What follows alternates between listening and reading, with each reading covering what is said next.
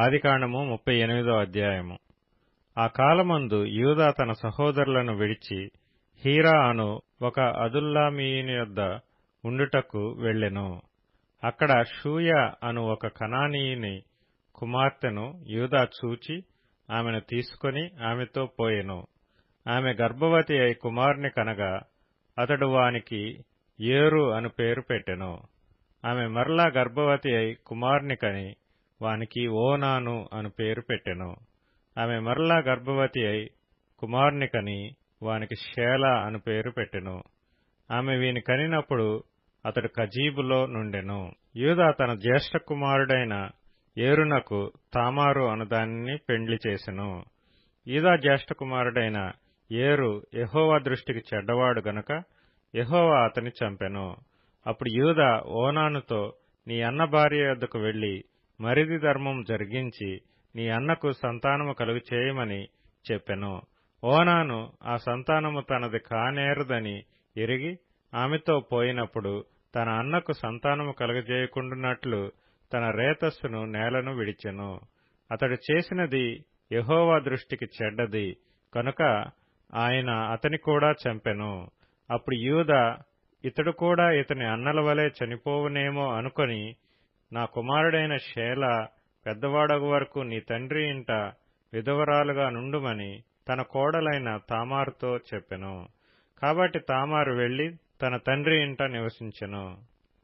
చాలా దినములైన తరువాత షూయ కుమార్తె అయిన యూదా భార్య చనిపోయెను. తరువాత యూదా దుఃఖ నివారణ పొంది అదుల్లామీయుడైన హీరా అను తన స్నేహితునితో తిమ్నాతునకు తన గొర్రెల బొచ్చు కత్తిరించు వారి యొద్దకు వెళ్ళెను. దాని మామ తన గొర్రెల బొచ్చు కత్తిరించుటకు తిమ్నాతునకు వెళ్ళుచున్నాడని తామారునకు తెలుపబడెను.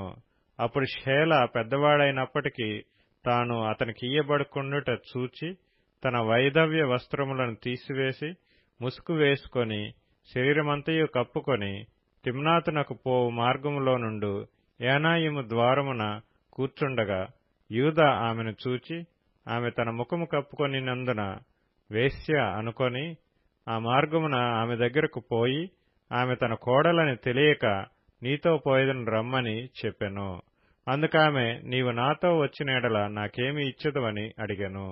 అందుకతడు, నేను మందలో నుండి మేకపిల్లను పంపెదనని చెప్పినప్పుడు ఆమె, అది పంపు వరకు ఏమైనా కుదువు పెట్టిన ఎడల సరే అని చెప్పెను. అతడు, నేను నీ యొద్ద ఏమి కుదువు పెట్టవలనని అడిగినప్పుడు ఆమె, నీ ముద్రయు దాని దారమును నీ చేతికర్రయు నని చెప్పెను. అతడు వాటిని ఆమెకిచ్చి ఆమెతో పోయెను. ఆమె అతని వలన గర్భవతి ఆయెను. అప్పుడు ఆమె లేచిపోయి తన ముసుగు తీసివేసి తన వైధవ్య వస్త్రములను వేసుకొనెను. తరువాత యూదా ఆ స్త్రీ యొద్ద నుండి ఆ కుదువను పుచ్చుకొనుటకు తన స్నేహితుడగు అదుల్లామీయుని చేత మేకపిల్లను పంపినప్పుడు ఆమె అతనికి కనబడలేదు.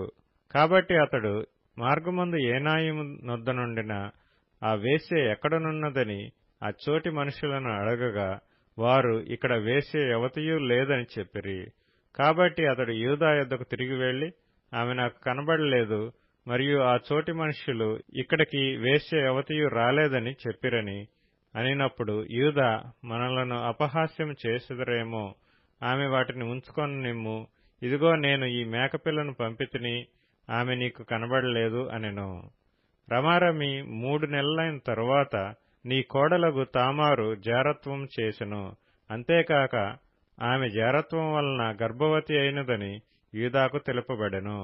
అప్పుడు యూదా ఆమెను బయటకు తీసుకుని రండి, ఆమెను కాల్చివేయవలనని చెప్పెను. ఆమెను బయటకు తీసుకుని వచ్చినప్పుడు ఆమె తన మామ యొద్దకు ఆ వస్తువులను పంపి, ఇవి ఎవరివో ఆ మనుషుని వలన నేను గర్భవతి నైతిని, ఈ ముద్ర, ఈ దారము, ఈ కర్ర ఎవరివో దయచేసి గుర్తుపట్టుమని చెప్పించెను. యూదా వాటిని గుర్తుపట్టి, నేను నా కుమారుడైన షేలాను ఆమెకు ఇయ్యలేదు గనుక ఆమె నాకంటే నీతిమంతురాలని చెప్పి మరి ఎప్పుడునూ ఆమెను కూడలేదు. ఆమె ప్రసవ కాలమందు కవలవారు ఆమె గర్భమందుండిరి. ఆమె ప్రసవించుచున్నప్పుడు ఒకడు తన చెయ్యి బయటికి చాచెను గనుక మంత్రసాని ఎర్రనూలు తీసి వాని చేతికి కట్టి ఇతడు మొదట బయటికి వచ్చునని చెప్పెను. అతడు తన చెయ్యి వెనుకకు తీసినప్పుడు అతని సహోదరుడు బయటికి వచ్చెను. అప్పుడామె, నీవేళ భేదించుకుని వచ్చితివనెను. అందుచేత అతనికి పెరెసు అను పేరు పెట్టబడెను. తరువాత తన చేతిని తొగరుగల అతని సహోదరుడు బయటికి వచ్చెను. అతనికి జెరహు అని పేరు పెట్టబడెను.